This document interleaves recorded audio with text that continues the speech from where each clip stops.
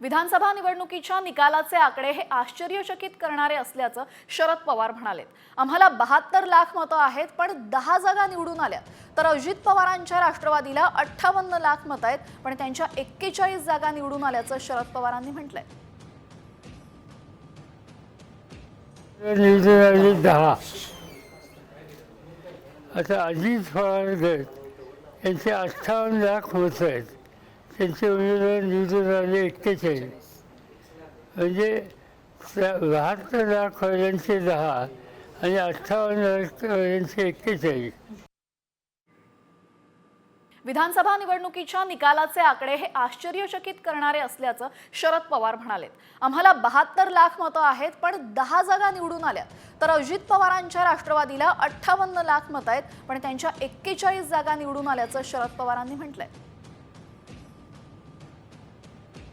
निवडून आले 10।